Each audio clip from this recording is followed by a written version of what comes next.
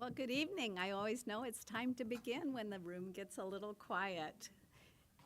Nice to see you this evening, November 28th, our regular Board of Education meeting for North Kansas City Schools. Our meeting will be live streamed on the district YouTube channel, and the recording of it will be available by a direct link from our website. At this point, if you would please stand and join me in the Pledge of Allegiance. I pledge allegiance to the flag of the United States of America and to the republic for which it stands, one nation, under God, indivisible, with liberty and justice for all.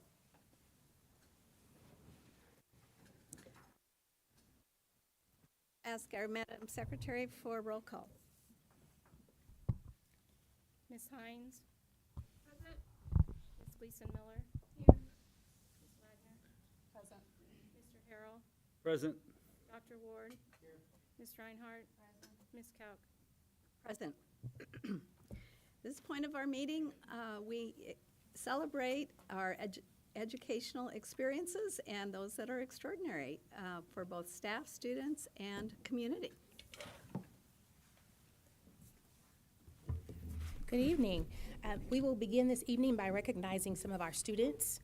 After a tough audition process featuring singers from across the state, 2 of our students from Oak Park have earned top honors in their skills and talents in choir.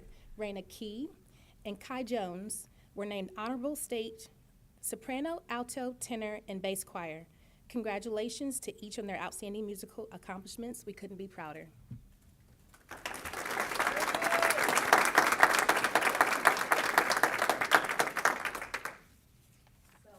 Tough was the audition process. Oh, the audition process is very tough. Going against like all the different schools in the area, Blue Springs, Liberty North, and it's just very tough. It's very challenging. A lot of practice that goes into it. Well, congratulations to you both for exceeding in that and being so good under pressure, I imagine, if it was so tough. Is that right? A lot of pressure? And then how did you feel when you knew? It was really exciting. First thing I want to do is tell my director, and he was really excited. So it was a lot of fun.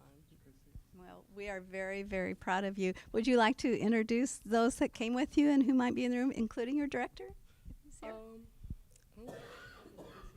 My grandma, right there, she has the phone, and then my grandfather. Oh, and then Dr. Smith, my principal, is here. All right. And my mom and dad are over there. Thank you guys. And Dr. Smith is over there. Yeah. Well, as a parent of a former choir student, I can tell you how not only is it stressful for you, but it's also stressful to your parents and your family, because sometimes you walk on pins and needles during that time when you're rehearsing and coming home just to touch grumpy every once in a while. But I'm sure you guys didn't. That's just what happened in my experiences. But I want to tell you thank you. Thank you for your hard work. Thanks for representing Oak Park High School in such a great way. And I know Mr. Drugemuller, right?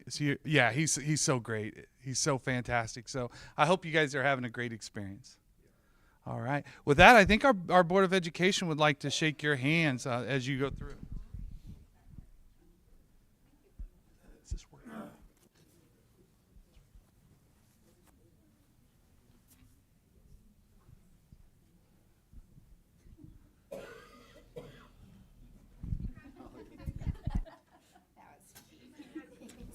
Oh, tennis.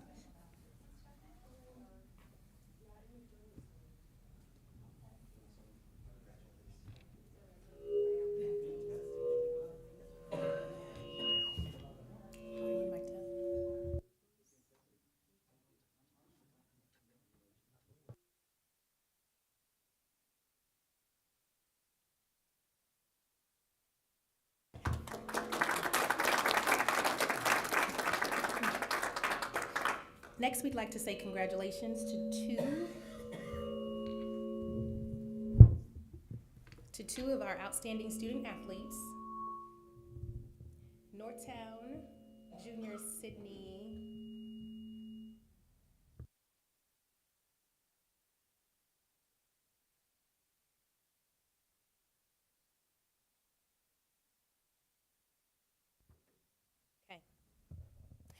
I would like to say congratulations to two of our outstanding student athletes, Northtown Junior Sydney Fugger and Staley Junior Ella Gates. Unfortunately, Ella Gates isn't able to join us tonight, but we do have Sydney here. Both made it to the podium at the Missouri State Tennis Competition, with Sydney earning second and Ella taking home 7th place. Both are also excellent students, exemplifying what it means to be a scholar athlete. We are proud to have Sydney and Ella representing us on the tennis court. Congratulations.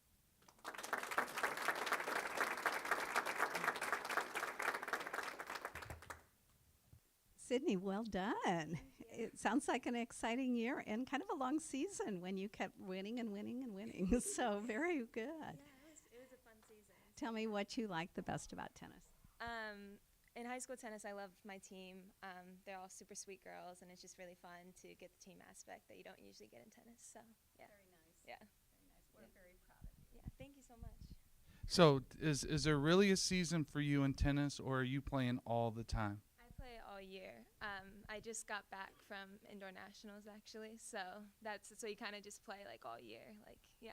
What I think is incredible for this young lady is not very many tennis players are able to continue to go to public school, and she's figured a way to balance her time to make that work.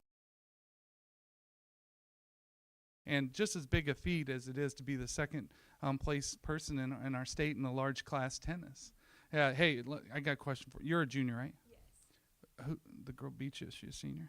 Yes. Yeah, all right. We got our eyes open.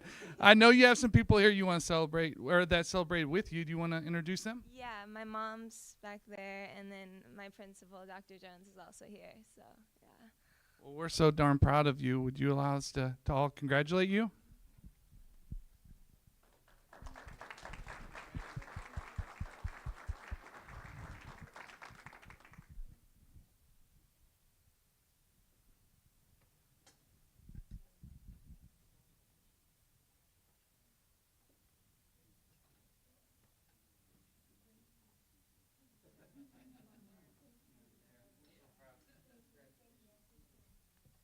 Next, we have our Missouri School Counselor Association Administrator of the Year.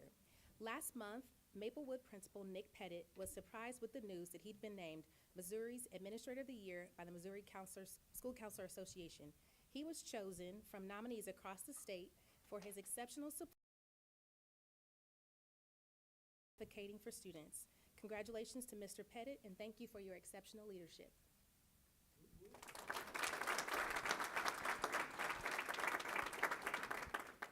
Congratulations. It is such a nice award and such a remarkable award because of who helped present it to you. I think that is very, very special. So I was just commenting to Dr. Daniels, and she was also commenting what a special school your school is, and you can feel it as you walk in the door. So we are very proud of you and all of the students and teachers and staff that make it a special school. Thank you. Yeah, so well deserved, Nick.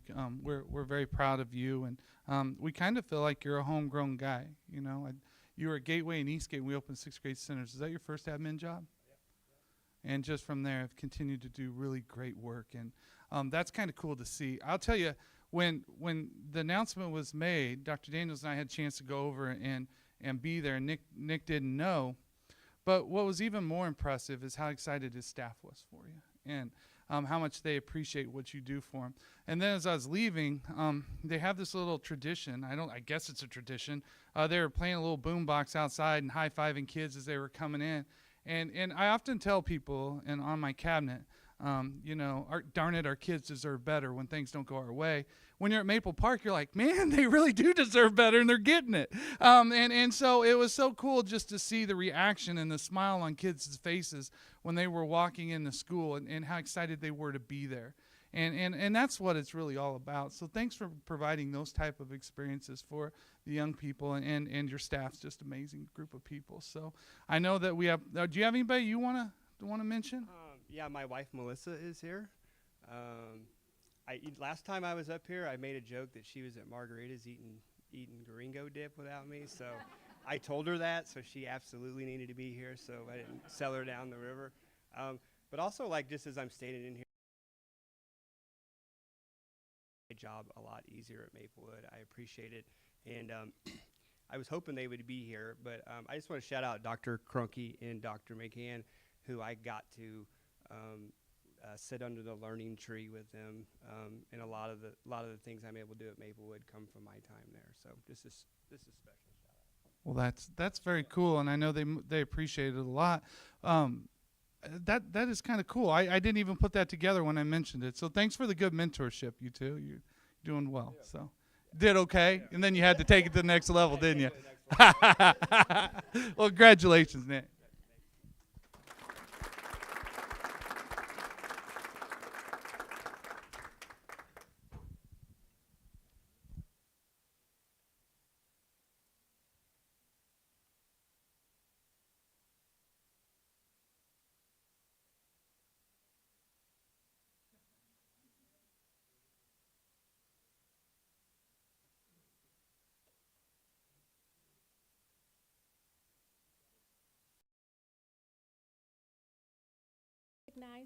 We are glad to have Xander Job from Faro Gas and Operation Warm with us this evening. On October 26th, nearly 400 students at Crestview Elementary received brand new winter coats during a distribution event thanks to the generosity of Faro Gas and Operation Warm. Each cheetah had the special opportunity to pick out their perfect style thanks to this valued partnership. We are grateful for this team and their support to our students and families. Operation Warm's tagline is more than a coat, and on this day, they did more than provide warmth from the weather. Their generosity also warmed our hearts. So thank you very much.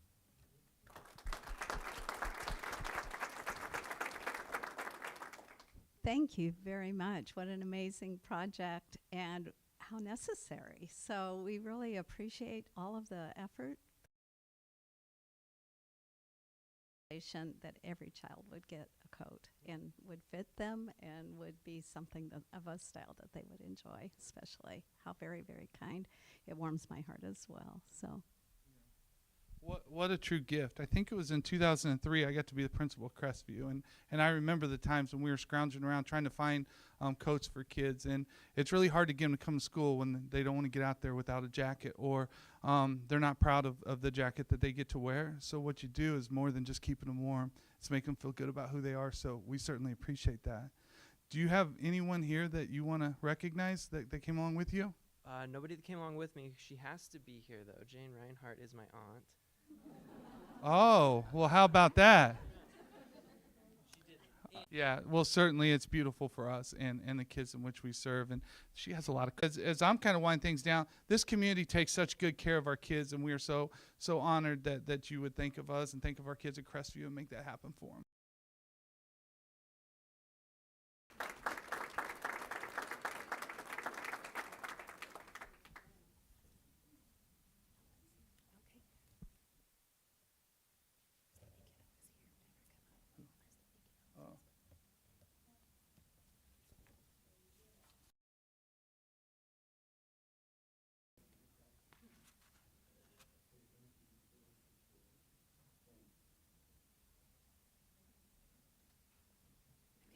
We would like to circle back around. We have Ella Gates here from Staley, who medaled at state tennis this year, and so we want to recognize her for earning 7th place. So congratulations to Ella Gates.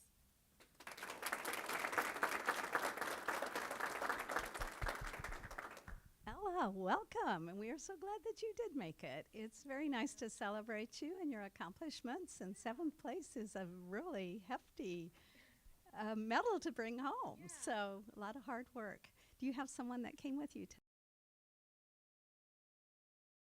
My dad, my brother Mason, my sisters Ava and Scarlett, and my principal, Dr. Smith. Yeah. Very good. Well, looks like you're a star at home as well as on the court. So. Yeah. Well, I know tennis, unlike some other, all sports take a commitment, but tennis particularly is kind of one of those sports we were talking with Sydney about that's all year round, huh? Yeah, we have to train all year round, play many different tournaments so that we can come back strong for the season in the fall. Yeah. So now that tennis is done with the school, did you do the indoor and doing all that? Well, I'm doing a lot of tournaments.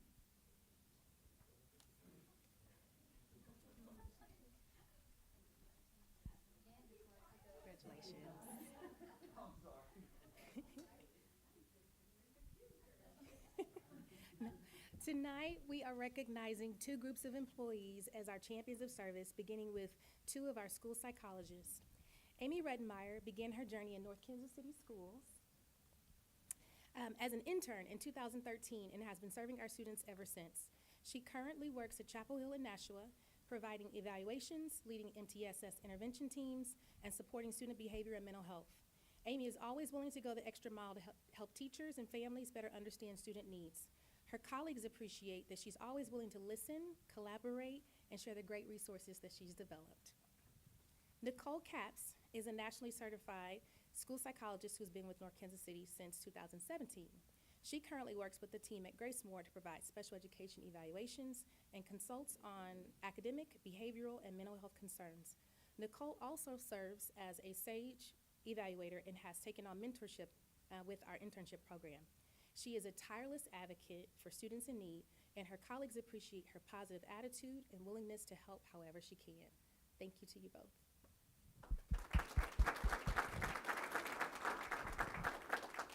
Well, congratulations to you both. Your jobs are very extensive and so very, very important in our schools. And I know it makes a difference for the kids that we get them the right services that they need. So thank you. I know it also takes a lot of education and a lot of work ahead of time to do what you do. So we really, really appreciate you. Would you like to introduce anybody? Just our coordinator, Dr. August. She's here, so. If I could just say a couple things about your coordinator, she has really turned our school district into a leader in terms of our internships and what we're able to do. And I know that you probably are getting great mentorship through that piece. But most of all, we're here to celebrate you, and we're very thankful for the work that you do for our kids. I know that we push our psychs to go really hard, and we don't have a lot of you, so I know that you do extremely hard work, and so thank you for that. All right.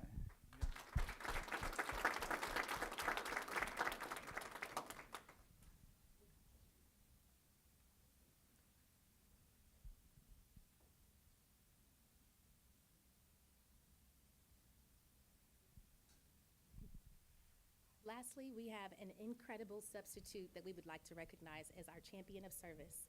Robert Orth is a fantastic substitute that stands out for his friendliness, kindness, and helpfulness.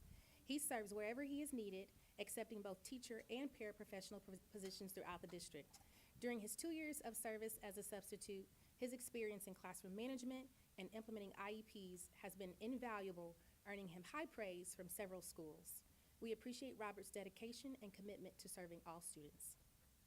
Thank you. Robert, thank you so very much and for taking it to the next level. This board has spent a lot of time over the last couple of years talking about the importance of substitutes and how much a difference they make in terms of just how a classroom goes. And so thank you for your dedication, and it is our honor to recognize you tonight. Thank you for coming. Thank you. I absolutely love it. So. Do you have anything you'd like No, to say? that's it. I enjoy it so much. So thank you guys. You love one of the hardest jobs in America. Well, thank you for what you do, and I know that our team would love to shake your hand. Thank you.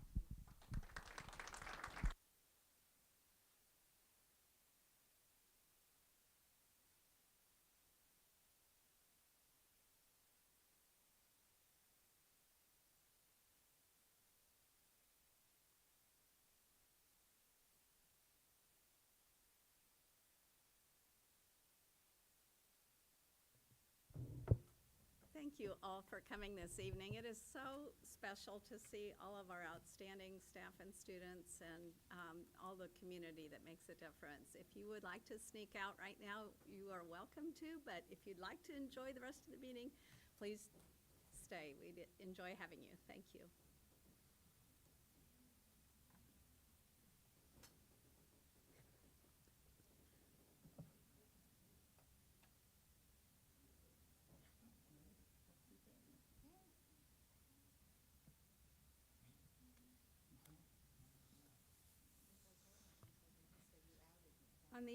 On the agenda, we have visitor comments, and at each regular meeting, we afford the opportunity for visitors to address the board. This evening, we have no one that has afforded that opportunity. So we will move on with our agenda, and the agenda is before you, Board. Do I have a motion for approval of the agenda as presented? Second. Moved and seconded for approval of the agenda as presented. All those in favor, say aye.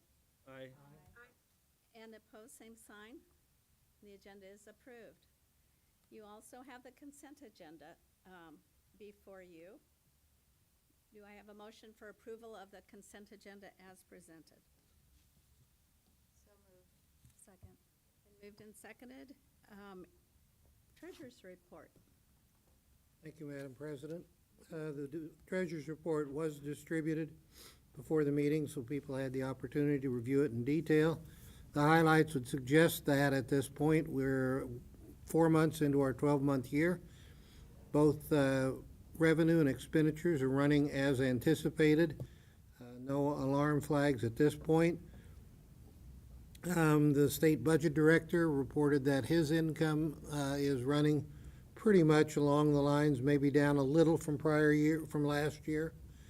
The peers and PSRS board voted to maintain the contribution levels, for which we're thankful. And at this point, the finance department is just wrapping up the audit, and the audit committee will be meeting with the auditor next week to review those results. And we'll be bringing an audit report to the board for their consideration at the December board meeting.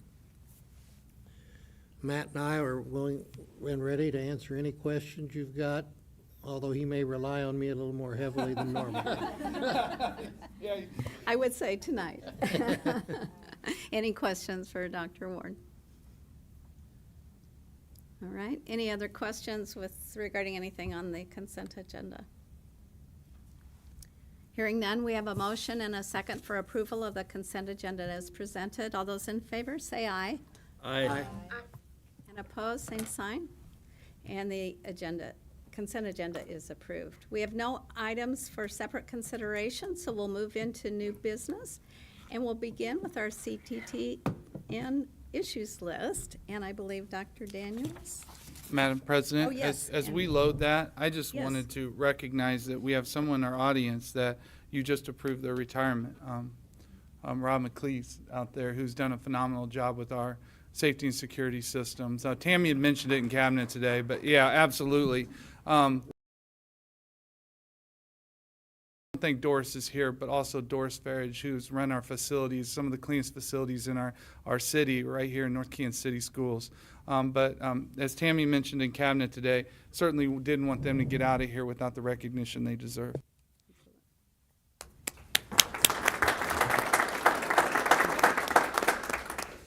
Rob, Doris, I refuse to clap. We have the issues list to present to you tonight, and I just wanted to open up by telling you building visits with Dr. Clemens, Dr. Avila, and Amanda. She's been there at every turn, and it has given her even more insight, I think, into some of the issues in each of our schools. She certainly hears about them directly sometimes too, and has other means, but it has been a great partnership. And again, what you're going to hear tonight represents that partnership, the collaborative effort to identify the issues moving forward so that we can solve for those. So without further ado, Amanda. So the collaborative team for teacher negotiations has developed the issues list for your consideration. This issue list was created based on the latest employee engagement data, as well as current feedback from the bargaining unit. There's 3 major themes to work within this year. So teaching and learning, fiscal responsibility, and staff retention. Specific issues were identified within those themes that will most likely result in some subcommittee work. So those other items would be standards-based grading, encore rotation schedules, and personnel-related policy revisions. Those will probably be the largest. And the rest of those were in your board packet, the complete list. So if approved, subcommittees will begin working through the issues list and will report back to CTTN on a regular basis. So we request tonight that the board's consent be given to allow CTTN to continue this work on the issues list through the collaborative process. On behalf of our CTTN team, we just want to thank you for your continued support of our collaboration and this process, and we're eager to continue the work and provide you with updates as they become available. Questions? Any questions regarding the list before you? Comments? I just, again, want to reinforce the value of the collaborative unit and this process. It has served our district so well over the years. Everything is so transparent with this list before us and understanding what the priorities are. And we really appreciate, as you have in the past, but also the use of the data and the forums for gathering information and all of the means by which this list is created. I think it's a very good list, a very robust list, and things that I would hope to see on it. So I'm very excited about it. Any other comments? Then we do need a motion for approval of the issues list as presented by the CTTN team. I'd like to make a motion. On new business is our 10-year facilities plan architect recommendation. Thank you, Madam President. I just wanted to give a couple of updates before Jeff walks us through the process. One is that, remember, during the workshop, Dr. Daniels presented two different options. Those options will be brought back to the Board of Education on our next board meeting, the 12th. With the help of our selection this evening, we'll put together both options for you to review, and that work will begin right now. So just that's a reminder. And then the other thing is we did this work in 2019. Very similar process. You'll hear that tonight. We didn't stray much away from it. So I wanted to make sure that we knew that it was a very consistent process of what we did in the past. Okay. All right. So the firms that do facility updates like this are generally architectural firms, which is a professional service. Selecting professional service is a qualifications-based process. So we sent out a request for qualifications on October 23rd, and it was posted out on Ion Wave, which goes out across the wave there. Qualifications were due back to us on November 7th, and we received 5 submissions back on that. And so in the meantime, we had assembled a committee that consisted of Dr. Avila, Dr. Evans, Mark Gravitt, and myself. And they came in on the 7th, and so we got everyone an electronic copy, and everyone reviewed them, scored them. We had a scoring sheet that was based on 5 different criteria that was all a part of the qualifications, request for qualifications. We came together on the 8th where we could all kind of combine our scores and sort of discuss and debate why we scored these different firms. There was a pretty clear gap between the first one. There was like a top 2, and then there's a bit of a gap, and then there was a second tier, and then there's a gap, and there's a third tier. So we spent a lot of time on those top 2 firms, kind of debating those. The firm that came out on top from the scoring is Hollis & Miller Architects, and they're the firm that we are recommending to you this evening. As Dr. Evans said, it was a pretty similar process to what we used in 2019, with the exception of in 2019, we did the scoring and we took maybe the top 3 and we did interviews and then selected from interviews. Because we're trying to get a proposal turned around to the board as quickly as possible on the pricing of the 2 different options, we're making this recommendation based off their qualifications alone and not an interview process. So with that, entertain any questions you might have. Questions?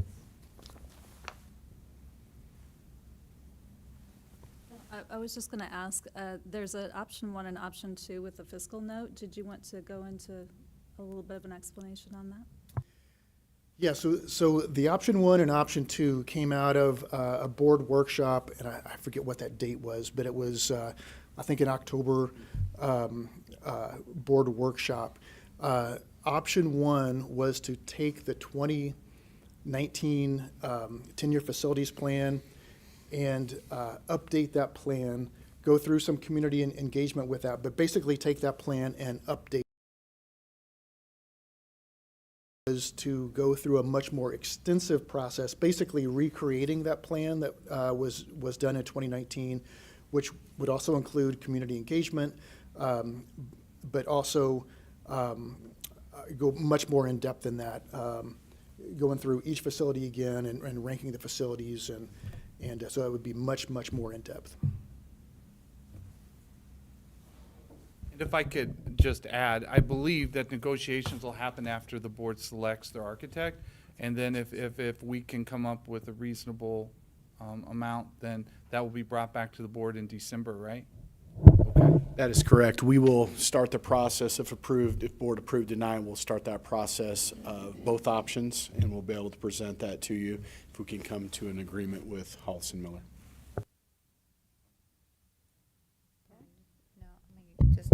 Okay, thank you. So the same company is going to give proposals on both of these, and then we'll evaluate them based on the scope and depth of what they're doing and the cost? That is correct. This evening, it's just an agreement with, an initial agreement, like Dr. Clemens said, to evaluate what we could do with either of those two options. And if we come to agreement, we'll bring those two options back to the board. But yes, it's with one company.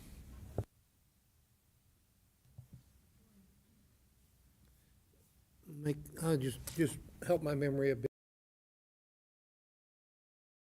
Us through the process before was not Hollis and Miller. Correct. It was Insight Design. That's what I was thinking. And so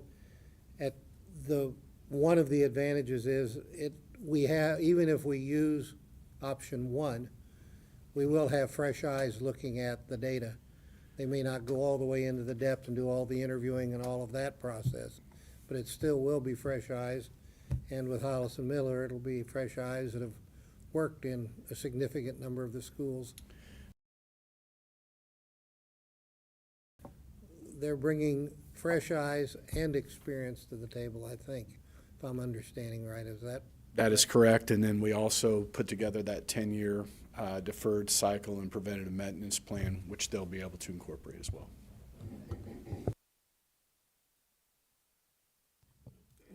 Other questions? Yes? Hearing none, I would entertain a motion for approval of the administrative recommendation as presented to approve Hollis and Miller Architect as the consultant. I'll second that. Moved and seconded. All those in favor, say aye. Aye. Aye. And opposed? And the motion carries. Thank you. I do want to point out, Madam President, that Kevin Nelson from Hollis and Miller is here this evening, so time to get to work. Thank you.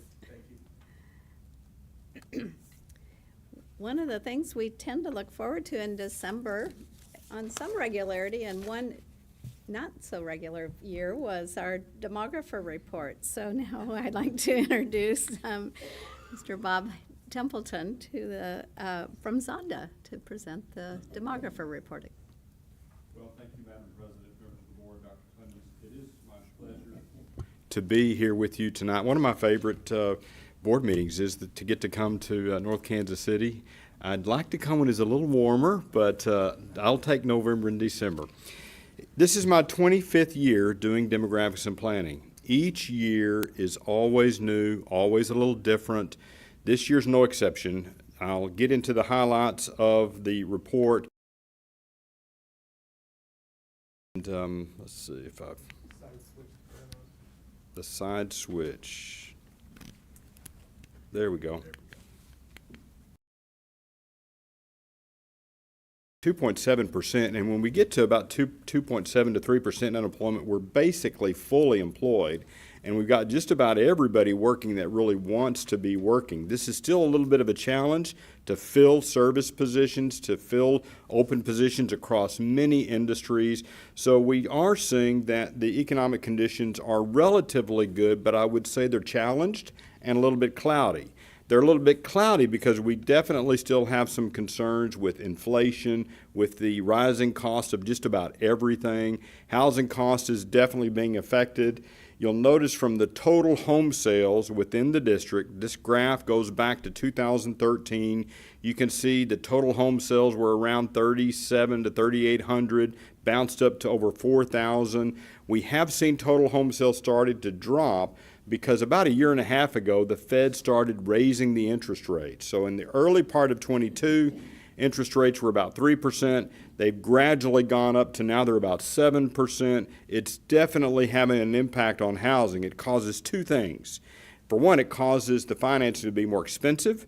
The change from a 3% year and a half ago to 7% now raises that monthly payment anywhere from $500 to $700 a month, depending upon the price of the house.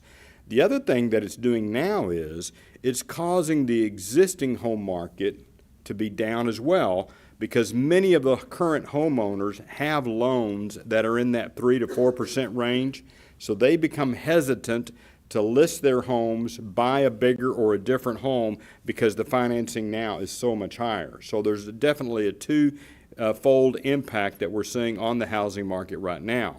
We are starting to see a little bit of softening in pricing of the existing homes. So existing home price has settled in at about $227,000, which is a little bit less than what it was a year ago. New home pricing is still climbing, so we're still seeing new home costs accelerating. New homes are they're newer, they different floor plans, different product, different things that make them more attractive. We're also seeing now that there's a little bit of an adjustment to the higher interest rates. You know, they really haven't changed that much in the last 6 months. And the new builders are able to offer some buy downs on interest rates, to offer some discounts, some incentives to try to move that product and move new homes. So we're seeing new homes really doing fairly well. Now I'm kind of zooming into the district to show you where the most activity is happening. These are your current elementary attendance zones. I've zoomed into the north part of the district because that is where a majority of the new housing is taking place. Those green shaded areas are the active subdivisions that are building single-family homes. The yellow shaded areas are the future subdivisions that are in the planning stages. There's a concept plan or a preliminary plat that's been approved. And so you can see we've got about 24 actively building subdivisions.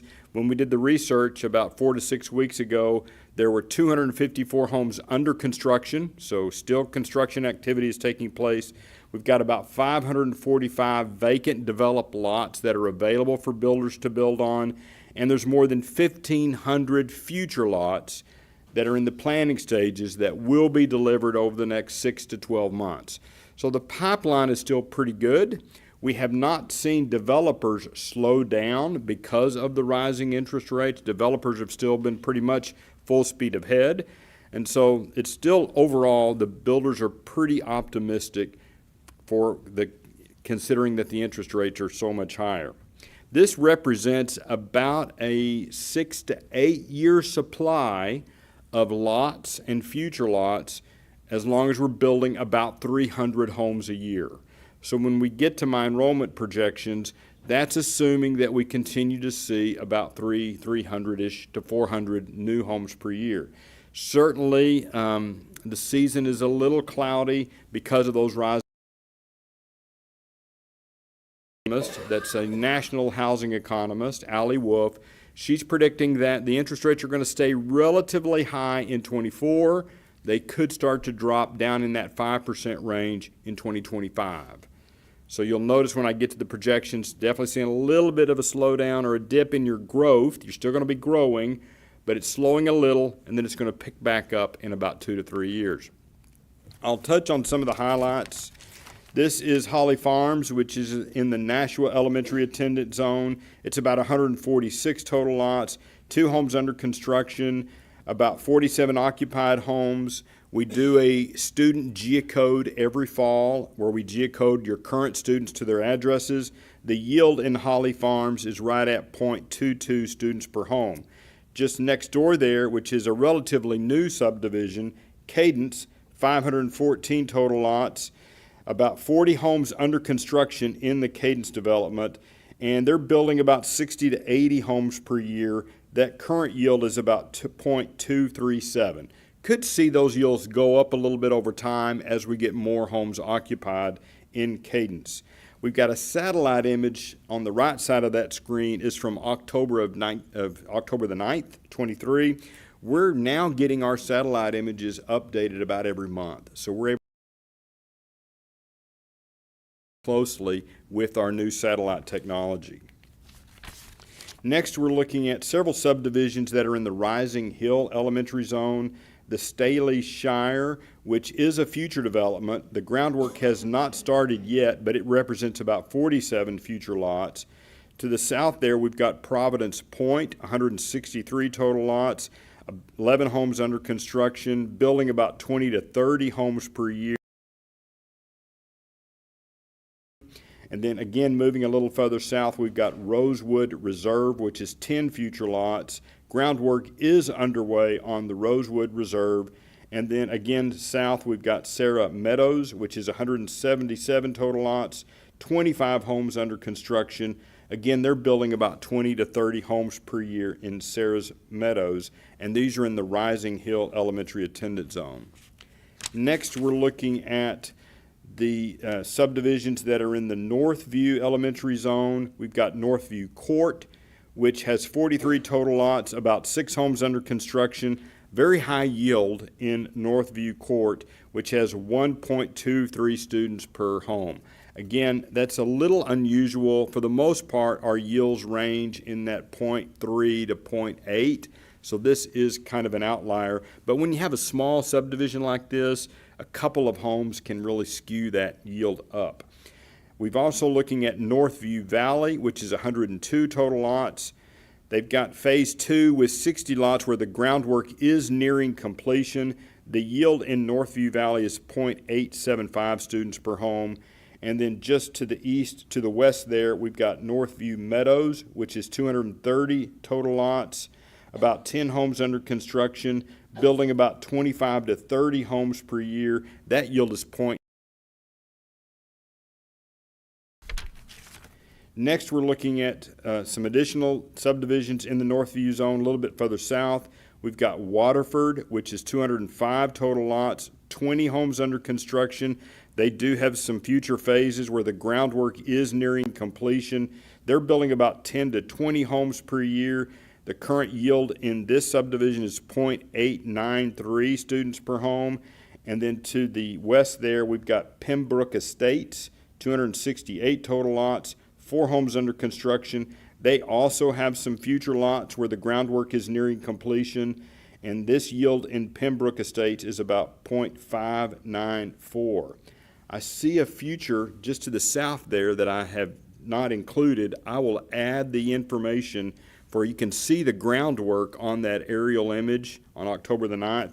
Just to the south there, there's some future activity that I want to include, and I'll add that information to this slide. Next, we're looking at Staley's Corner East, which is a duplex community that has 147 future duplexes. The groundwork is underway.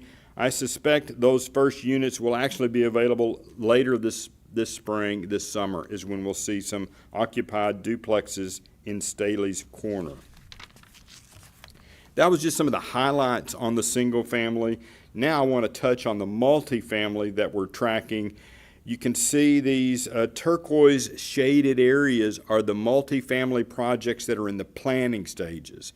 So they haven't kicked off yet, but you've got about 3,291 multifamily units that are in various stages of planning. That means that some of them are being preliminary platted, some of them are far from being that, and they're still couple of years away. So this is not going to be built within the next year to 2 years, but it is some information that we've gotten from either the planning departments or from the cities on these projects. There's one that's in the far south of the slide in the Briarcliff zone. You can see that little edge of purple. That is a project of 350 units that is currently under construction. Now this slide is showing you the impact of the yields in multifamily. And we've got a table that's showing you how the yields are changing over time. So this is a thematic map based on multifamily yields. Those green shaded areas are multifamily projects that have a yield of less than 0.25. The yellow are yielding between 0.25 and 0.5. The orange are yielding between 0.5 and 0.75. And the red are yielding greater than 0.75. You can see over the last 4 years, the number of students in multifamily have stayed about 3,400. Last year it was 3,297. This year it was 3,330, so 3,330. The yields have dropped slightly over the course of the last 4 years. As we bring on new multifamily, the new multifamily tend to have lower yields because of the price points of that new multifamily. Then as they age, we can see the yields kind of go up as they get a little bit older.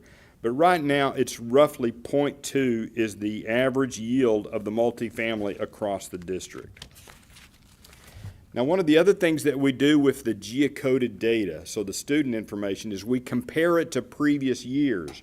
This slide is showing you the blue bar is new to the district student IDs. So these would be students that are brand new to the district this year, which is about 2,384. And then the turquoise bar is the left the district, leavers.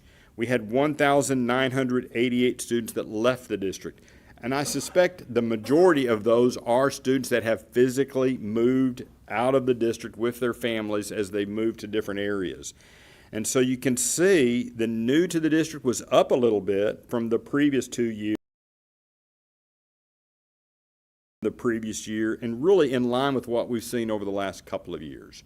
So all in all, this is still a good marker for the district.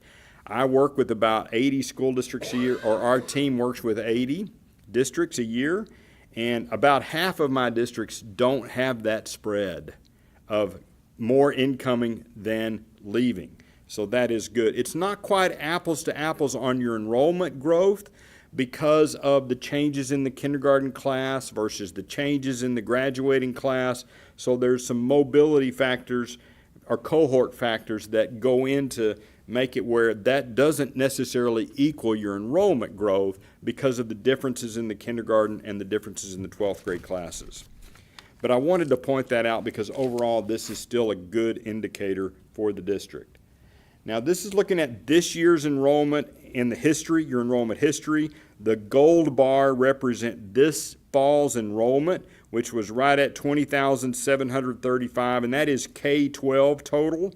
So you had growth of about 128 students in the K-12 enrollment. The yellow green cell is the second largest grade per year, and I like to point out the two because you can see a little bit of a bubble that is working its way up. Is currently both of those are in your high school grades.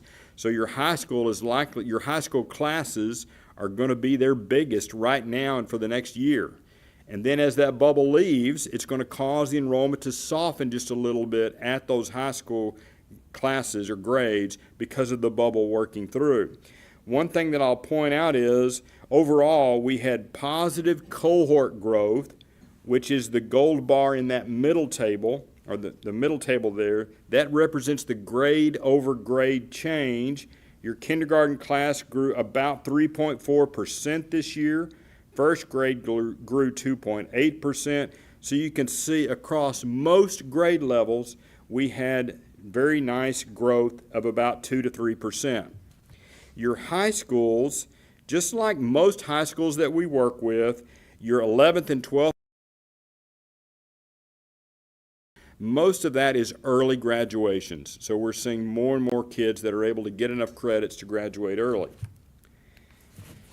This is the projections by grade level. You'll notice that I have softened the projections slightly for the next couple of years. Again, part of that is the bubble leaving, those big classes that are leaving. It's also me being a little cautious because of the rising interest rates and a little bit of a concern over just generally the high inflation that's causing a little cloudiness with the economy. And then I have it bouncing back to over 100 to 130 to 150 students of growth in years 4 and 5. And I would say through the next 7 years, we have enough lots and enough home construction to really generate this type of forecast for the next 7 years. Because I mentioned we got about 5,000 to 6,000 vacant developed lots and future lots. Beyond that, there will likely be some new developments that will come up with your remaining land. You do still have some remaining land, vacant land in the north that could keep you growing through about a 10 to 15 year period. But I think the reality is we probably will be hitting maximum enrollment in that 10 to 12 year period. It'll all depend on what happens with the choice, how parents are choosing, and what happens with the economy and housing. This is what it looks like at the elementary campus level. Now you'll notice a couple of spots in here where we are at yellow, which is when we see some yellow cells, they're over the ideal capacity, but they're not over the maximum capacity. We just got 3 schools where that comes into play. It comes into play at Northview, it comes into play at Fox Hill, it comes into play at Nashua. You'll also notice I've kind of highlighted some green areas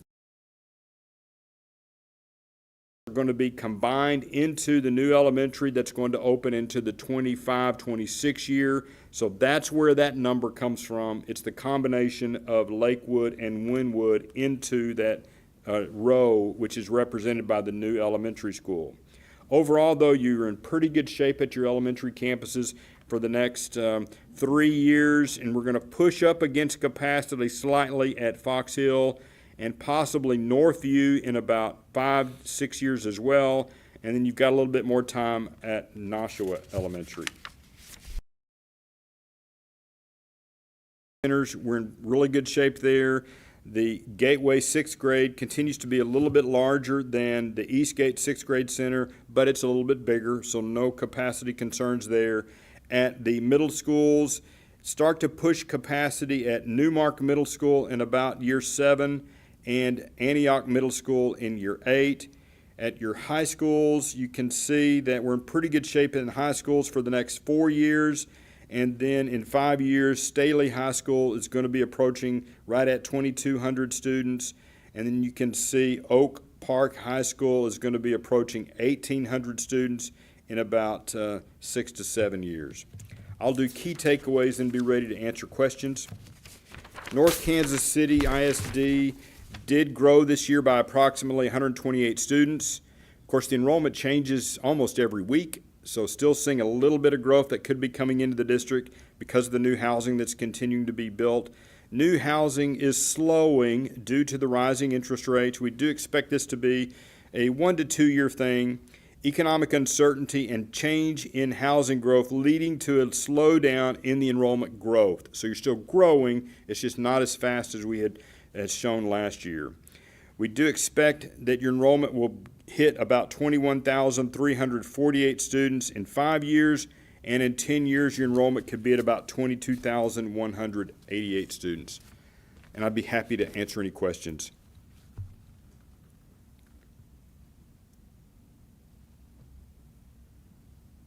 Thank you very, very much. Questions? A lot to digest.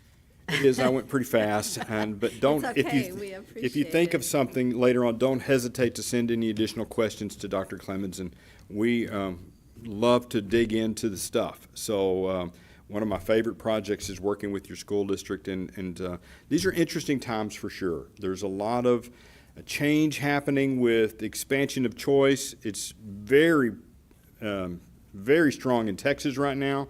We're probably about to start our 5th legislative session because our governor is bound and determined to have choice expand in Texas. And I know, it's something that's spreading across the country. Dr. Ward? Just a couple of quick comments. You know, it looks steady as she goes, a little bit of growth every year. It doesn't look like there are hot spots other than kind of some that we knew were likely. It's kind of, you know, growth is good. Gentle growth is generally good, except what it means is we don't have anybody growing enough that there's really a crying need emerging. It's kind of just dripping. You know, another dozen students at this building or half a dozen here, and pretty soon we find ourselves in a overcrowded situation. So it's, I like the growth, but it doesn't drive us to rabid action. And so it kind of poses a little bit of a strategic problem. But it is what it is, and it is appreciated. Thank you. So what are we anticipating for next year, give or take? Next year, we're expecting about 100 students of growth, so about 0.5% of growth next year. And again, this is me being a little cautious. So I like it when your enrollment comes in a little bit above my projection, quite honestly, because then your CFO is happy, and it's a little bit of a challenge for HR when we're growing over the forecast. But overall, that is strategically on the 1-year look. It's better to be conservative on a 1-year forecast, but long term, I don't need to be conservative because that can put you in a bind with facility planning. So that's why I try to become a little bit more optimistic. But I don't see a scenario where you're going to be growing 300 to 500 kids.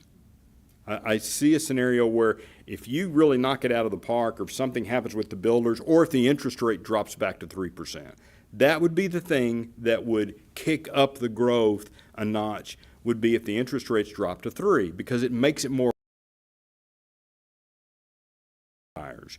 But if the interest rates stay at 7%, then it's going to be the relocation buyers that are buying. The relocation buyers that are coming because of job growth or job opportunities, they have to get into a house.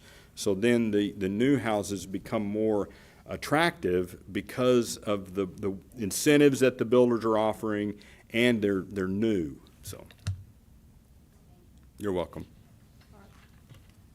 You touched on the school choice concern, and I'm wondering, do you have data around the Mo Scholars program? And I'm just curious to know how much that's impacting our enrollment, because if that program ever went away, then we're probably going to get some of those students back. So I was just wondering. I'm not as familiar with that program, and so, but I can tell you what I am, with my research across the country that I'm seeing is, what I think is going to be the new emerging trend is there will be folks that are choosing homeschool or choosing some other options through elementary because it's fairly easier, but then we're going to see a return in middle school because of the extracurricular and the fine arts and athletics.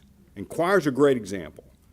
You can't get that choir experience in a homeschool environment. You just can't. And my kids were both in choir, and my kids both flourished through choir. And my son actually sang in college. So he was in a college choir that allowed him to travel Europe for 2 years. He chose the choir over a golf scholarship. So he had the opportunity to play golf, but when he saw that the golf team was only going to be playing in Arkansas, because he was going to school in Arkansas, he chose the choir path. Well, that's where the homeschool can't do that. So there will be, I think, an emerging trend, because homeschool numbers have tripled in the last 3 years. But they, I think, are going to come back to middle and high school because of the extracurricular. Not just athletics, it's fine arts as well. You're welcome. Susan? Thank you for a meeting that I always look forward to. You do obviously such a great job. The report is amazing, and your presentation is amazing. Very good at it. Flowing. Thank you very much. And this report, I direct members of the community to it all throughout the year. It's just such valuable information that we can direct so many different members of the community. And we rely on it, obviously, but it's just invaluable information. So thank you so much. Well, thank you. It is a passion that our team has. And like, again, if you think of something you want us to look at, don't hesitate to send additional questions. Well, thank you again. I do appreciate the comment that you made about early graduation. And as we continue to ramp up and adjust some of our options for students in high school, as well as just a myriad of options are available to students, it'll be a number we'll have to keep an eye on too. So thank you very, very much. You're welcome. I think the one thing that this document showed us tonight is when you start your 10-year facility plan, you really have an opportunity to look at some of your older facilities and make improvements, because the growth isn't going to be pushing you to build new. You may have, of course, we need to do something at Hodge, but you'll have that opportunity to get in Oak Park and Winnetonka and make some of those much-needed improvements.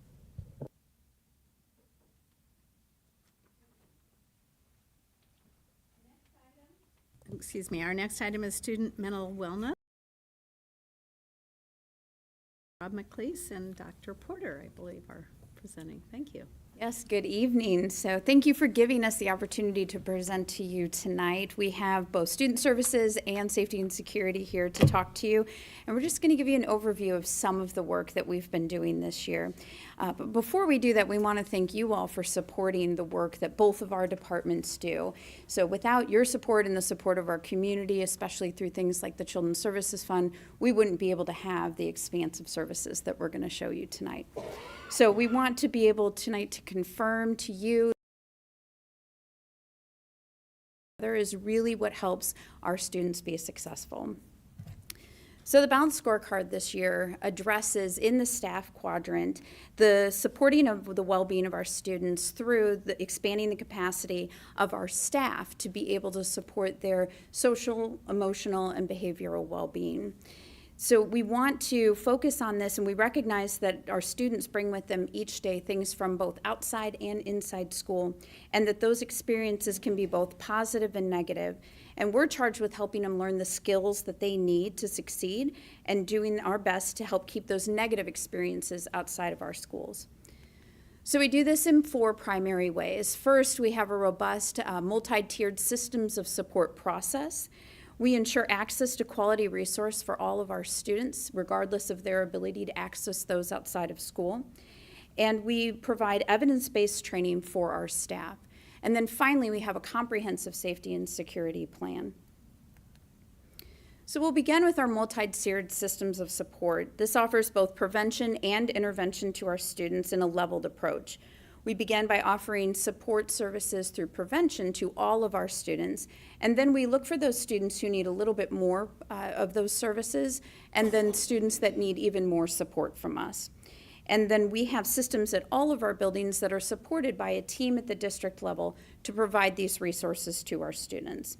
So we're going to go through each of these tiers and talk about how we do this with our students. And to do that, I'm going to introduce Susan Bartlett, who's our coordinator of school-based mental wellness. Thank you. Okay, good evening. I have the pleasure of being in this role, and one of my things that I oversee is all of the contracted work that we do. But starting off in Tier 1, a few things that I'd like to highlight is last year with the partnerships with our agencies, Synergy Services was able to facilitate classroom resiliency lessons to over 2,100 of our K-5 students. Also, in addition to that, over 14,000 of our K-8 students received classroom lessons facilitated by their teachers utilizing our second step curriculum. So all of this work was under our social emotional learning umbrella. During this school year, we've been able to go ahead and move into more of that professional development area that you'll notice at the bottom of the umbrella. Through these partnerships that we have with our agencies, we've been able to offer so far 12 hours of targeted professional development to our staff, both certified and classified staff. We've trained them on trauma-informed care practices, effects that trauma has on the brain states, effects that trauma has on attachment, and also just managing challenging behaviors. We've been able to reach teachers, support staff, adventure club, food service, and all alternative programming with all of this. As we move into Tier 2, we've been fortunate within this grant to create several small group interventions utilizing our contracted providers. A few of those from last year, we were able to go ahead and do 321 mental health screenings with Beacon Mental Health. We served 168 students with expressive therapy groups. That's art, music, and recreational or movement therapy. And then we also worked with 746 students on small group resiliency, social emotional learning with our partner of Synergy Services. Now we know that moving into Tier 3, we work at the building level with our building teams and our district support staff to create individualized success plans for our students. Sometimes we understand that looking through that individualized lens, that's not enough to go ahead and build that success for our students. And so we lean into some of our contracted provider work.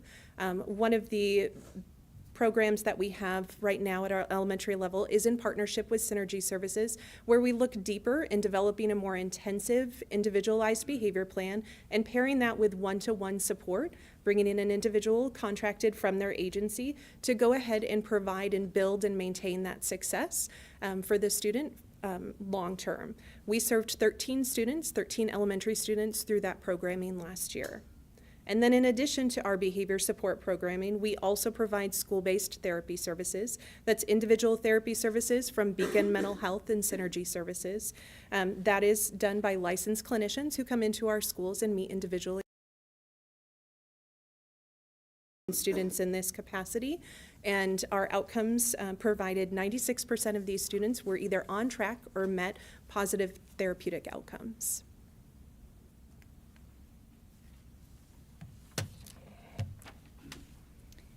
So Susan mentioned a few of our partners when she was speaking to you. These are just several more of them. And it's important to remember that they're bringing all of these staff into our schools in order to provide those services that our staff wouldn't be able to provide to them. The other really important piece here is that this is providing access to our families and to our students that they might not have.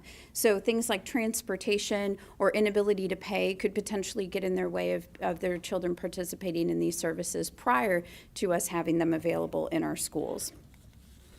So moving into more of the safety and security side, when I mentioned at the beginning of our presentation that our departments work really closely together, the risk assessments is one of those areas where that happens. So the Department of Homeland Security stated that ensuring the safety of our schools involves multiple components, including physical security, emergency management, and violence prevention efforts in the form of risk assessments. This year, we've conducted around 16 risk assessments, and this is, again, in partnership between Student Services and Safety and Security. Oftentimes, we are doing these when we receive some type of threat to our schools, either to our staff, our students, or our buildings, and this involves home visits, it involves meetings with families, and a thorough investigation of the threat that's come in. Lots of times we're able to identify kids that are struggling and maybe have made those threats, and then we're able to connect them with resources and able to make sure that they've got what they need. And so that's a really important piece of this. And again, one of those ways that Student Services and Safety and Security work really close together. So I'm going to hand it over to Rob now so he can tell you a little bit more about the safety aspect.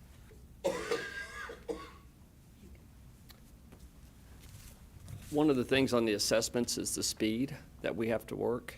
If something comes in on Friday, parents are contacting the principals on the weekends, what's going on. And so one of the things that Mitzi and I work really well at is contacting the sheriff's office or the local police department, and we'll try to do a home visit or start contacting parents then, and that's very important.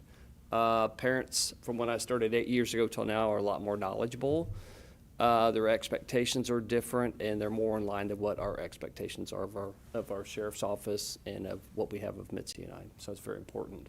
I started 8 years ago. Your first SRO showed up in 1998. He had one Clay County deputy at Maple Park.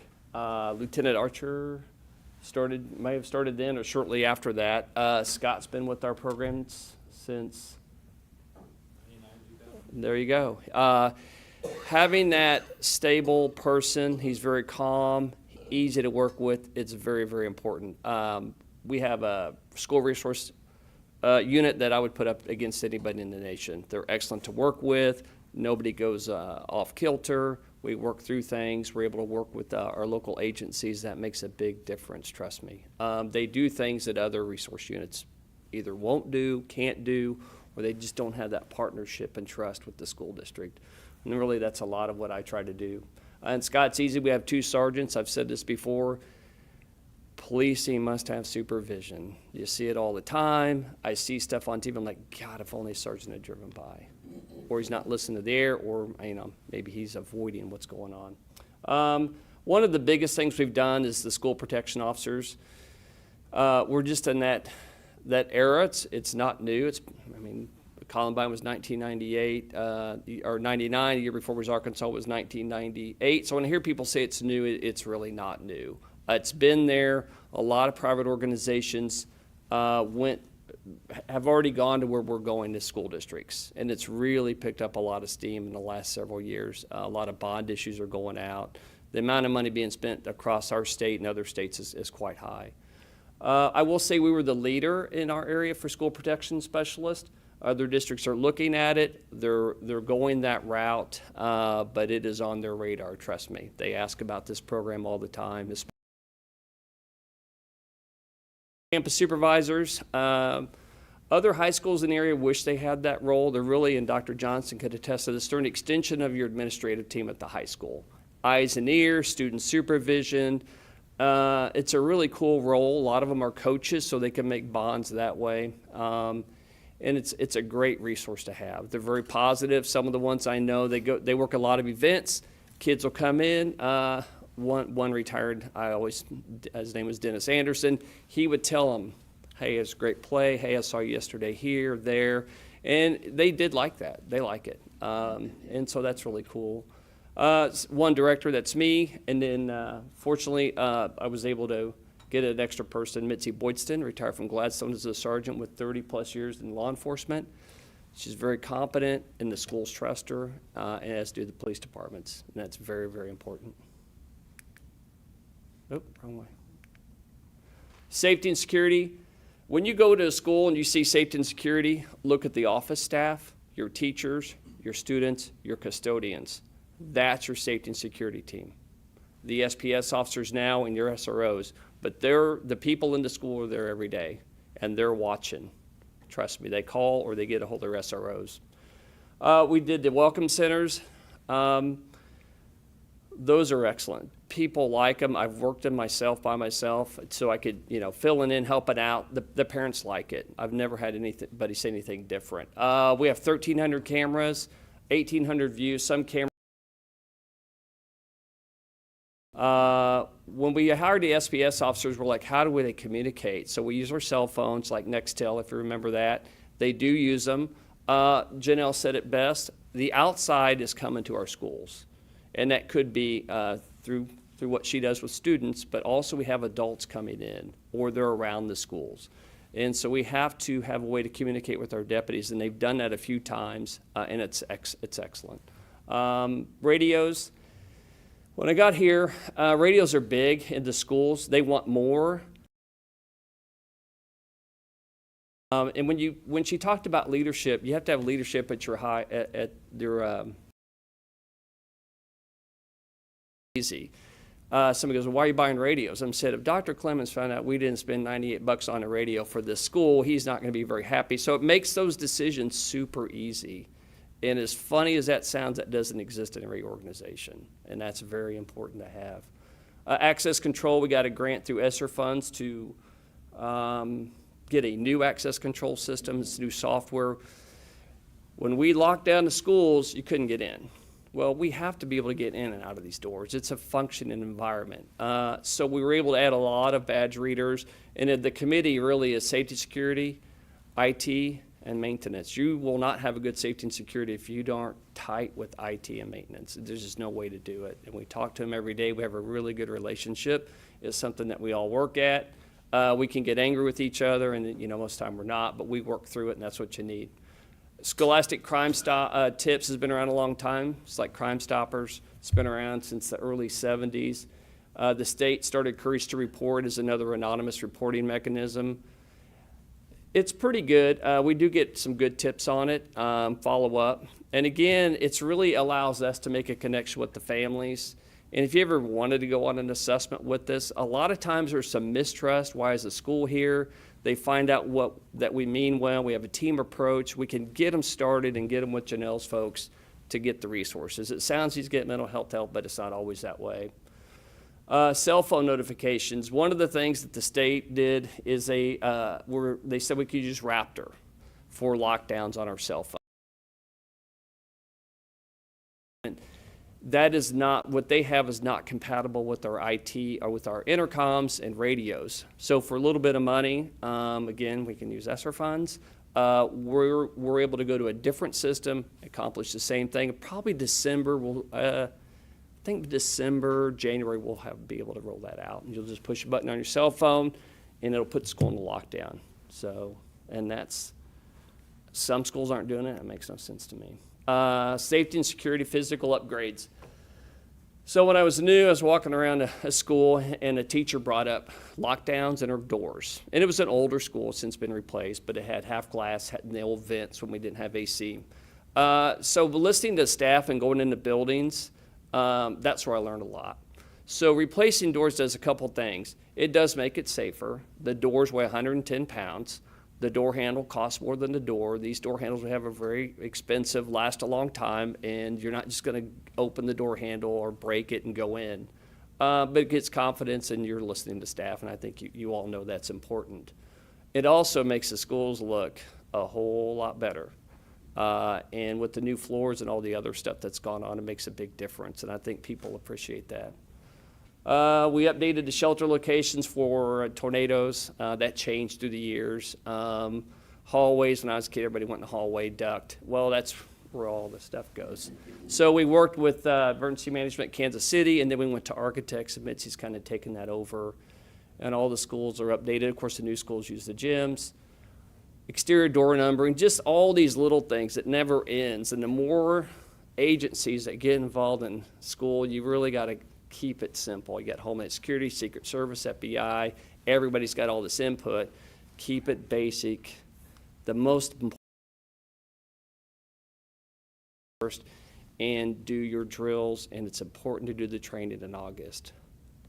Because at the end of the day, we're not there and they are. And that's who you need to, that's who's gonna have to perform.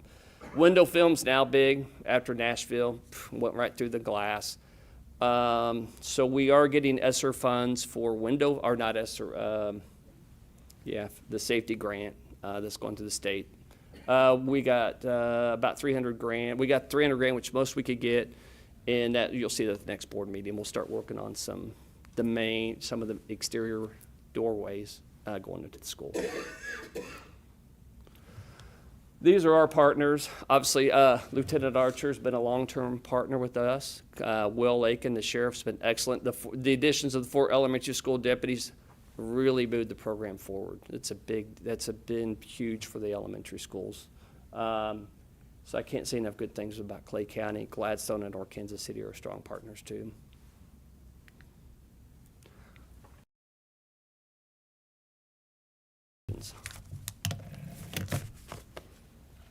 Thank you very, very much. I'm sure there's a few questions or comments. Would you like to start? Sure. I just want to say thank you so much. This is just the most important work that you could do. And I can tell you, I know that a lot of the parents, you know, when we first started having all of the, each of the elementary schools specifically having an officer or a protection strategist in each of the, or specialist in each of the schools, I know one of the concerns was just having that presence and how that would make the kids feel. Everything that I have seen and experienced, and specifically at Belle Prairie where my kid goes, that relationship that they have with the kids is just the absolute opposite of anything that's fearful. I mean, they have just built such amazing relationships with our kids, And not only do they feel safe, but they feel a rapport, and it's just so wonderful to see, and just very much appreciate it, and just really does my heart good to see that those relationships being built in the name of safety. So thank you very, very much.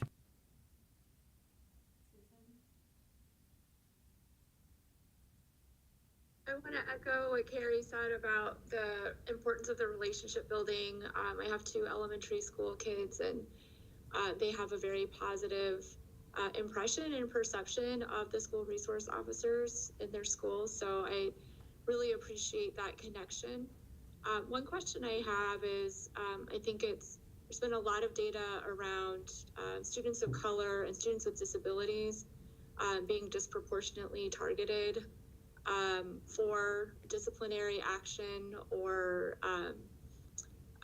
maybe consequential decision making. So I'd like to know more about the training and the accountability that's built in, or what kind of data analytics you're looking at to see how the various interventions and interactions that you have with your students are addressing some of those larger research trends.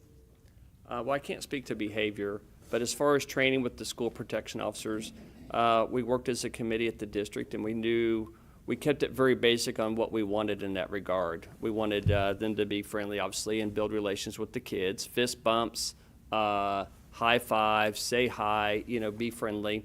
But we really stuck to why are we hiring them? And it is for the security of our buildings. We have to keep that in mind. And we wanted to keep it at that level because they have a very specific job to do, and that is to stop a violent attack, an assault, or non-weapon, like an assault, or unknown intention. And that's really what you call a lockdown for across the nation. And we really stuck to that. We gave them 6 things we wanted them to do. And we used the state of Missouri, like a lot of states have a School Protection Officer Act. It requires 3 weeks of training. It was established by Missouri Post Commission that regulates law enforcement training. And then the last thing we did is we really hired a training company. And they're very good at what they do. They understand schools. They've been in schools for a long time, training schools, working with schools across the nation.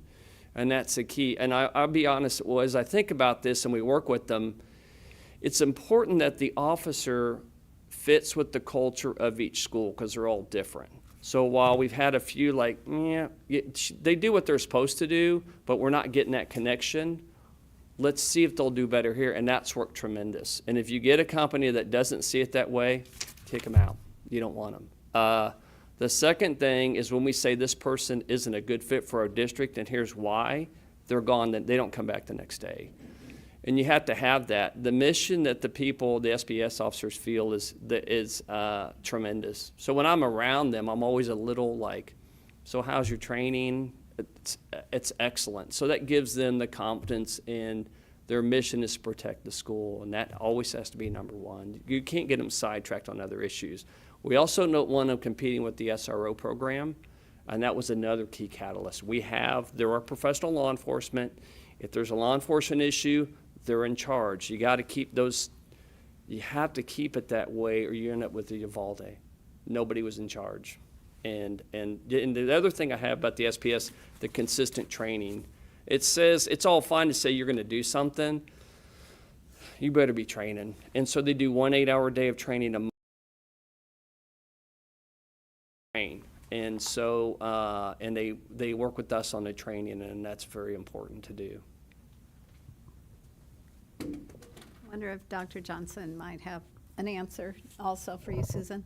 Yeah, I would love to add to that. So we do track our discipline data in EduClimber, and we do pay attention to the proportionality when it comes to our discipline by ability status, and we pay close attention to that. One way that we ensure we're trying to address the issues of disproportionality is through our equity training. So we have equity training for all members of our staff, classified and certified. Our classified staff members are going to start having equity modules beginning in February. And that is, again, a testament to the work that the board is doing by providing that equivalent of 1 day per month for professional development. That will also include our SPSs. Mr. McLeese and I just talked about that today, about including those SPSs in one of the work groups with the classified staff for equity training. So we're tracking it, we're making people aware of it, and we are doing our best to ensure that we're not creating spaces where students don't feel like they belong, or that we are overly disciplining certain groups over others.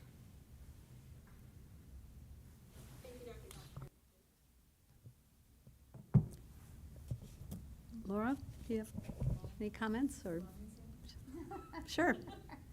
Thank you, Madam President. I appreciate the update, and this was very helpful. Thank you for the work that you're doing in the schools, and thank you, Dr. Johnson, for the update. Considering what Shawnee Mission School District is going through right now, it's good to know that we are examining data carefully and thoughtfully when it comes to students and fairness. So thank you all. Well, first of all, good, very valuable. Really just go back to our balanced scorecard, and the presentation tonight really reinforces it. And I think the words on the balanced scorecard are extremely important because they were demonstrated in live action tonight. So just to recap it again, it's basically saying that, you know, the North Kansas City Schools is definitely increasing the capacity of our staff to respond to the social, emotional needs and to create equitable spaces where each student feels welcome, safe, and comfortable to fully participate in the learning process. And to me, that's what every parent wants. That's what every staff member wants. That's what every student wants. And you demonstrated tonight, in my opinion, of the activities that we're currently doing on a daily basis to meet those goals and needs of our community. So thank you very much.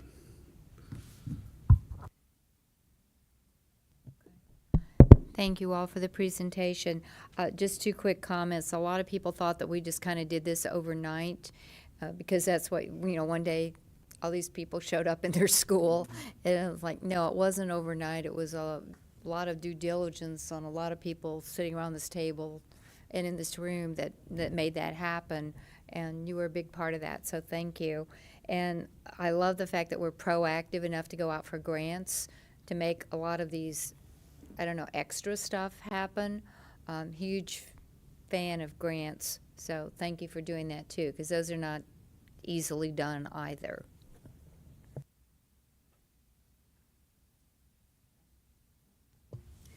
A couple of things continue to impress me.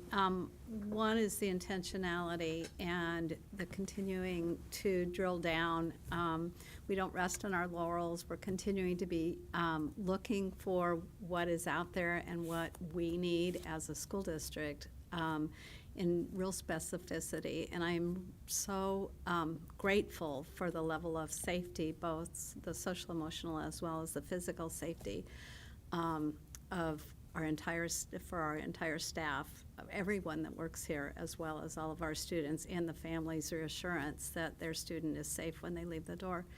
I also am so impressed with the skill sets of your teams and all of the expertise and as you have said, if they don't fit, it doesn't work. And I think that intentionality of having the right people in the right space has also made all of these programs a real success. And I really appreciate that from HR and through the managers and through the departments and everyone, it being more inclusive around everyone that wraps our arms around our children and these services. The other thing is the partnerships. We know education really, really well, but it is so reassuring to see other really skilled professionals in our community that also embrace this and do such a good job of service. And so I am most appreciative of that. Rob, thank you. We have come a very, very long way under your, and we know you're not going anywhere right away. Thank you so much for all and your leadership in putting this wonderful plan together. I appreciate that. It starts with the board and the superintendent, obviously. And I would say, at least from my side, where I sit, it's come a long way. I learned a lot. But it's being, like you said, intention-based, aggressive, whatever leadership, and you move it forward. And it's a really good organization based on that. I'm not a teacher, my wife was, so maybe my side's easier, but that's how I see it. Thank you. Thank you. I also wanted to give a shout out to Dr. Clemens because it does take leadership at the top, and it does take, when he came home and came to the meeting and began talking about kids belonging, the connection with the behavior and the social service component in this safety. And it was just as crystal clear from that meeting, and I know you saw it, and I know things began to change immediately the day we got back from that meeting. So I really appreciate that leadership and in your own intention in seeing the needs in this district. Thank you.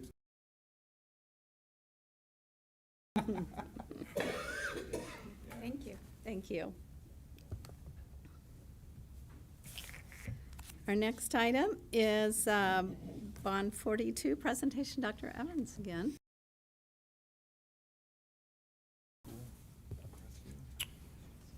I also want to thank Rob. Facility plan and just upgrades. He's in all those meetings. He and Mitzi are in all those meetings and assuring us and making recommendations when we build new buildings. Everything from our physical safety to how we set things up. So I appreciate that as well. Okay, bond presentation. Last month in October, I told you I'd come back and hopefully have some good news as far as 4 roofing projects. Those 4 roofing projects come in about $600,000. Could provide some, will provide some additional work, probably some asphalt projects that maybe we couldn't get done because of where the prices were. So appreciate the passing of that. But Tonka, Northgate, Ravenwood, and West Englewood all get partial roof replacements, and there was really great coverage, which was nice to see as well. But I think that leads us into my next bit of good news is that the summer 24 projects, Meadowbrook, Golden Oaks, and Topping, those projects also, our first estimation came in very good. Obviously, we've got to bid it out, and we'll do that after break. But when we saw the magnitude of what we're going to do at Meadowbrook and what we're going to do at Topping and even Golden Oaks, it's a lot of work. And so we were concerned, quite frankly, because of the pricing. But with the airport being better, so when we go back to bid after the break, we hope those numbers come in summer 24 deferred maintenance projects. And right now, it's looking pretty good. So hopefully, we'll be able to do all that work and not have to cut anything out. Also, a little bit of good news. I know Dr. Ward is always asking me about this. We are all green right now, and what that means is not green as far as environmental, but green when I looked at when I look at the city and the permitting. You know, that was such a huge issue, and I know in some of our meetings there were challenges, and so we may bring in John Pager in the city at some point. That's our liaison, as I've mentioned. But when we pull up that information and we see green, I mean,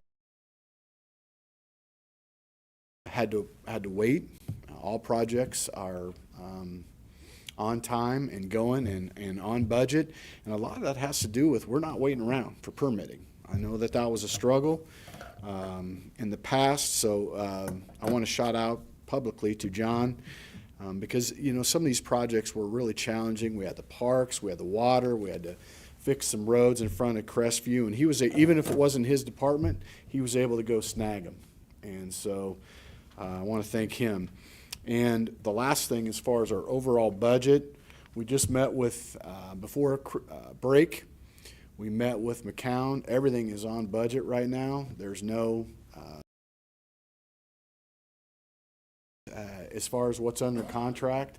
And as Jeff will mention later on, or as he works through the slides, we're on time too, and feeling really good about where our projects are. So I have, again, listed all the individual for you guys to track in your board package. The things that I will talk about or will say is Chapel Hill and Rising Hill. These two projects, we're working on our closeout documents. Obviously, those are opened up in August. So we'll work on closing. You know, some of those bills just take a little bit longer to get in. But again, those budgets, we'll probably have a few dollars left over. We won't tell those principals because they hear that, and maybe they will hear that. I shouldn't have said that. But we were able to do some things that I know that we just did our opening at Chapel Hill, and we did our ribbon cutting. But one of the projects that the principals do a nice job of cornering Dr. Clemens and Dr. Daniels every time they come in their building and say, hey, you know what looked good back out here? And one of those things was and I don't know if you guys were able to go back and see that, but that was one of the projects we were able to do with some leftover funds from Chapel Hill. So really appreciative of the work that Jeff and the McCown team has done to get some of that work done. But otherwise, any questions you guys have on individual projects, we'll be able to answer. Now the fun stuff, the pictures, James. Yeah, so both Nashua and Crestview are at a really kind of a fun point in the process where they really are changing a lot from month to month. So Nashua, you can see here, got roof deck on. The big push now through the end of this year is going to be to get the roof on, to get windows in, trying to get that building closed in. We're also going to be putting a lot of concrete slab down. That allows us to build wall framing in there. So with a closed in and a flooring, they can build walls and start to do finishes in there. It'll keep them busy all winter long. This next picture on Nashua needs a little bit of setting up. So most of our school projects that are replacement projects, we can't put the playground in until like just that summer before the school opens, because either the playground sits in the footprint of the existing school, or it sits in the too close to the construction. You know, we can't take kids in the construction area for recess and everything. Nashua was the exception. And so we were actually able to go ahead and put in their new playground. I always felt bad for those fifth graders that have to live through that construction project, and then they're off. You know, they never get to go to the new school. They go to the sixth grade center, and they're probably too cool to come back anyway. But in this case, we got to open up their brand new playground just a few weeks ago, and the fifth graders get to enjoy that. I saw this on social media, and I thought it was pretty cool. The students were saying today was the best day yet. So that's fun. So they have that to enjoy for the rest of the year. Crestview, man, look at that picture up in the upper right-hand corner. That looks like it's like almost done there. Of course, it's not. They got a little ways to go. But that's pretty exciting. They have a lot of roofing going on. The same thing here. We're trying to get it dried in before the end of the year, so we'll have the whole winter to work inside. Hole there on this side where it's a lot is unfinished. Well, that's where the gymnasium goes. The gymnasium's going to be precast panels set, and those come next month. So the next time we present, we should see a big gymnasium walls right there. And then Lakewood, Wynwood. So this big picture here, I kind of talked about this view last time, how I like that view. You can see the lake. Last month you could see downtown. This is a little cloudy to see downtown, but I also discovered something else I really like about this picture that I wanted to point out to you guys. So that building right there is Target. That's on what we used to call Wynwood Lake. That's Wynwood's skating rink right there. Wynwood Baptist Church. There in the background of that picture, and the Lakewood community is in the foreground.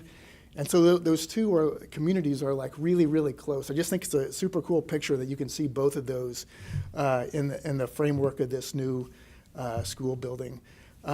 So on this one, they've been really concentrating on getting footing and foundation, underground utilities, those types of activities. Panels are supposed to come in December if all goes right. So I'm hoping by the next time we come, we'll have walls. It'll look like a school. Hopefully we'll have a name for a school maybe in January. So we're going to see some exciting things happen on this building too here in the very near future. Any questions? Questions, comments? I went to a Friendsgiving this past week, and I had two of my good friends. Of course, they're like, Johnson County people now, but they're Nashua alumni, and they were very upset that Nashua was going away. And so I've recruited them. I said, you can't get mad at me that Nashua's going away, because it's going to be a great new school, for one, and you can't get mad at me and not come to the alumni to come to the last look. Well, unlike Jane, I love pictures of dirt, so thank you for sharing. And the fact that you guys got the permitting done with KCMO is like a downright miracle, so high five. Thank you.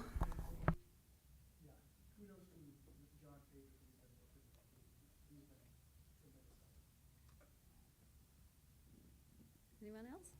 No, just good luck getting everything closed in before winter, because that's a pain. Love those pictures. Thank you very, very much. Great report. All right. Our last item are our board liaison reports. Would anyone like to begin? Laura? Sure. I have two, so I'll try to talk fast, but also include everything. We had the Education Foundation meeting on the 16th of November. There was a Kaler Grant Spotlight. We had it at Maplewood. Saw Nick Pettit, because he's everywhere. And we celebrated the books for students that were appropriate for the grade levels and tied to the community. They were the recipients of the Kaler Grants. It was kind of fun to see those. The fall breakfast in October was a success. There was a lot of positive feedback from that event for the Education Foundation. And the Employee Giving Club is going strong for them. So thank you to all the teachers who participate in that. It's really supporting the Education Foundation quite a bit. The scholarship cycle begins for students starting December 4th. So any students who might be listening, because of course you probably are, please apply. And the Entrepreneurship Market Days kicks off in December. These are all of the kids who are part of the entrepreneurship pathway, and they will be selling items at different high schools. And so if you want to support the students and buy some things for Christmas or whatever holiday you'd like, December 7th, it will be at Staley. December 8th will be at Winnetonka. And the Entrepreneurship Market Days start the 12th at North Kansas City. Eventually, Oak Park will be included, just not this time around. And they are also holding prom for anybody who wants to attend. The Education Foundation is holding prom. So if you missed prom, if you want to go back to prom, if you want to bring somebody else to prom, this is your opportunity to buy tickets. They're on sale now, and the event is March 8th. And then the IEC Pathways meeting was yesterday. It was a good meeting. 6,800 students have received a pathway experience so far in Q1, which is a huge amount. And it speaks volumes to Shannon Shelton and her team, Athena. They've gotten a lot of involvement from, I think it's over 580 businesses in the community who are partners in this program and who are trying to support the students. Mock interviews begin, and they still need a few more people to participate in mock interviews for anybody that wants to. They start December 6th at all high schools. The career mentorship program is going really well. They have over their goal of 84 mentors participating in the program. And the Game of Life starts at 6th grade centers on December 14th. They have over 80 merchants who will be participating in that, so kids can experience what it's like to be out there in the world with a paycheck and, limited budget. So that's a good time. And they are working right now to maximize paid internship opportunities for all high school students. And I know that there's some challenges with the spring internship program, but they're looking at more opportunities to expand it for summer paid internships and then throughout the year. So 2 good groups, and they're doing great things. So thank you. Okay. Well, first of all, kudos and thanks to Casey for some heaters at some football games, as I personally really appreciated that. And also kudos out to the Oak Park team because they were terrific, and I was sad they couldn't continue, but I think Liberty North is still going strong, so if we have to lose to somebody, oh well. But anyway, that was kind of exciting, and I don't do sports. And prior to this evening, I was over at Debate Kansas City tournament at Lincoln Middle School, and we were well represented by our 2 coaches that I spoke to, both over there from Gateway and from the Eastgate 6th grade center. So they were all happy to participate in that this evening. I have the pleasure of helping MSBA is on the advisory board for their new safety center that they're building up as a national center, and they've got some amazing plans. It's starting off slow, but it's building. And the interesting thing to me was they've added artificial intelligence as one of the things that they intend to focus on and build up expertise around, given the safety threats that have emerged out of improper use of artificial intelligence. I also spent a day at the MSBA conference focusing on artificial intelligence and the opportunities it provides for education. So kind of 2 doses and 2 sides of the same coin. There was no meeting this month with the Kansas City compatriots, but I will just do a shout out that what's going on today that's helping us in our construction projects was something that emerged out of us talking with the representatives of Kansas City, and they stepped up and said, we need to get this fixed. And so that meeting produced the call that produced the partner that's making it work, because we had projects running 3 and 4 months behind, where we couldn't get permitting and get it going, and that's all the difference in the world. I second your high five on that. It's, there. For coming out of our community committee of the board, School Board U will occur this Saturday. It's an opportunity for anyone in the community who wants to find out more about board service and what the demands are and the dimensions are to come and figure that out. It provides hopefully a background and a knowledgeable decision prior to filing to run for the board. And so it's upon us. That will start then, and it'll end on, of all times, December 26th is the last day of board filing. So that's thanks to the Missouri Legislature. And those are my reports. Thank you.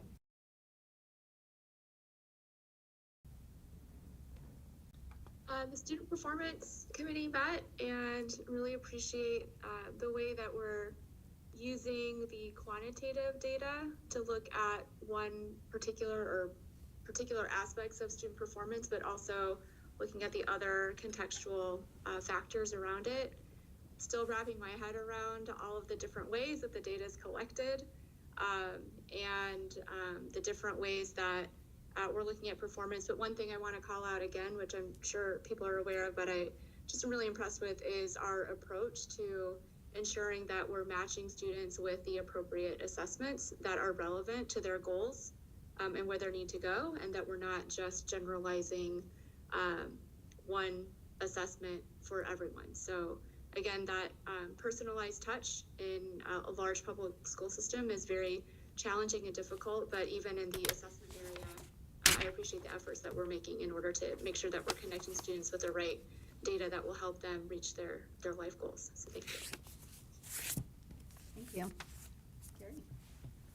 I just want to make a quick mention of our first full week of Thanksgiving break, and hope that that proved to be a good, productive time for our staff and for our students, good time off for our students. And I just wanted to also thank our Adventure Club staff for, as usual, being wonderful and being there for our students on those 2 days. I know Chip had really great time doing some fun stuff on those 2 days. So thank you to our Adventure Club staff.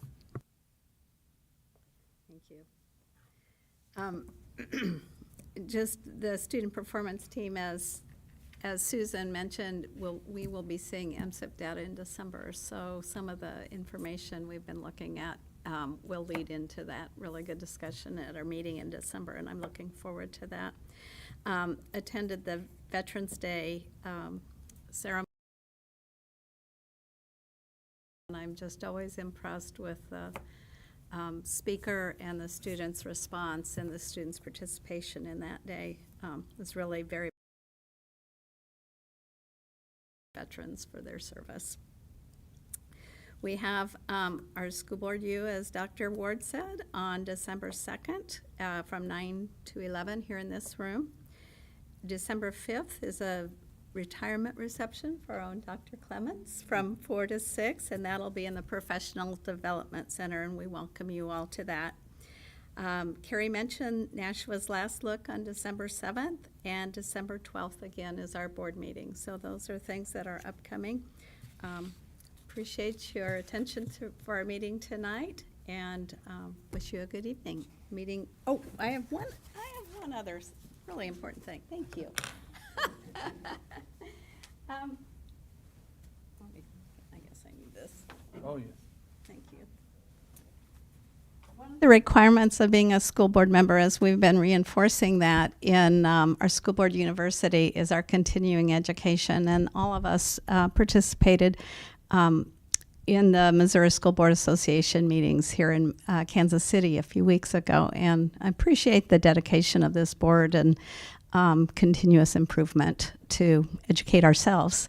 But Laura Wagner has satisfactorily completed her 18.5 hours legally required to be an essential certified board member, and she did that on November 2nd. So congratulations to you. Here's your certificate and your pin. Well done.